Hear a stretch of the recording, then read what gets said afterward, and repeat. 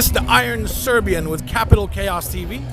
And we're here at the Aftershock Festival in Sacramento with September from September Mourning. How are you doing, sweetie? I'm doing good. How are you? Wait, Iron Serbian? I'm the Iron Serbian, that is correct. That's an awesome name. Sorry, I just had to say that.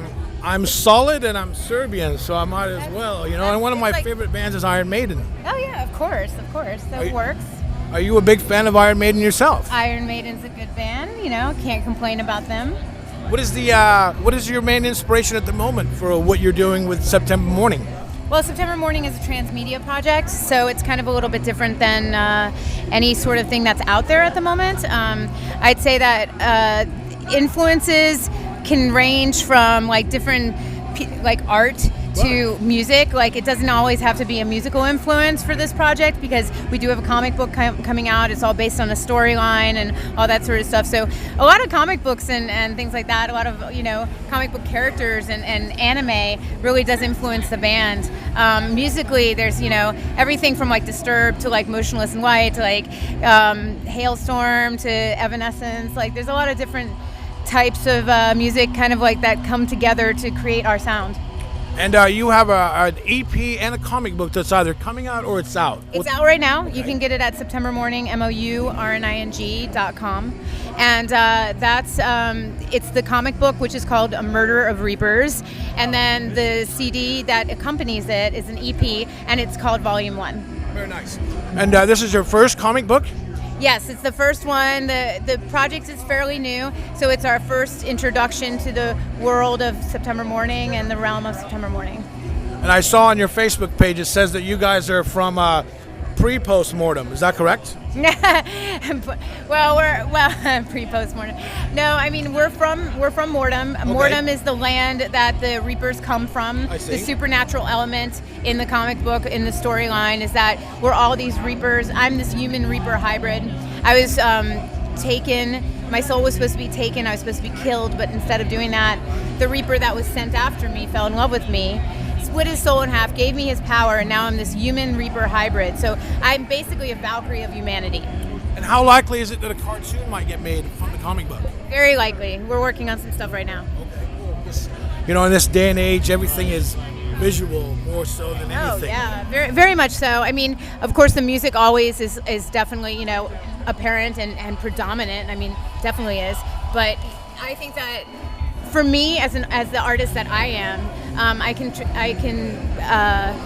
consider myself more of like a full artist and not just a musician, not just a visual artist. Like I kind of like accompany like all of that sort of sphere of things. So, is it working? Yeah. It's important to know these things. Yeah. And now, absolutely. I mean, the headliner of today's show is Slipknot. So obviously, Theatrics and the visual is a big part of theirs as well as yours. Yeah, of course. I love Slipknot. I love their music. I love Corey Taylor is an incredible frontman. We'd love to do something with them one day. They're really incredible. I think that for September Mourning, the difference between us and a lot of theatrical bands such as Slipknot is that the theatrical element of it actually like pertains to the storyline. So it's not just theatrics just for theatrics, just for an expression. It's theatrics because there's a purpose to it. So I think that kind of differentiates us from other bands and other projects out there. And here you are as an independent artist playing a large festival in some field north of Sacramento. Does that just go to show that independent is just as good as major? I mean, there's a little bit of that. I mean, it's all about, like, nowadays in the music business, it's all about, I think it's more about your connections and your, you know, the fan base that you have, really connecting with your fans in any medium, in any way possible. Labels do help in that way, but more so than ever, you have to be an active participant in that as an artist. You have to be there with the fans. You have to be out there pushing your product. And I think that, you know, either an independent way or a signed way, and we're going to have some news coming up on that too, you know, that it doesn't really matter. You just have to do the work. You have to put in the work. How familiar are you with, say, major labels and say Spotify and so forth? Because there's always a lot of complaining from either artists or labels, or particularly artists that seem to complain about being ripped off from record labels, even though that they signed a contract that I'm assuming is written in English. Written in English. Well, I mean, I think a lot of that, has to do with the fact that they probably don't have very good lawyers. As an artist, your attorney is your best friend. They're the ones that look after you. They're the ones that, are going to, show you exactly what's in the contract, be able to translate it for you. A lot of artists, though, that I know are they don't even read their contracts, and I'm like, how can you do that? Like, this is your art. This is, you're selling your art. Like, don't you care about your art? So, I mean, when people say they're ripped off and things like that, of course there's some twisted people out there. Of course, labels sometimes don't choose the righteous path, but there's also, you have to understand that we're in this period with the music business, that it's like the Wild West out there.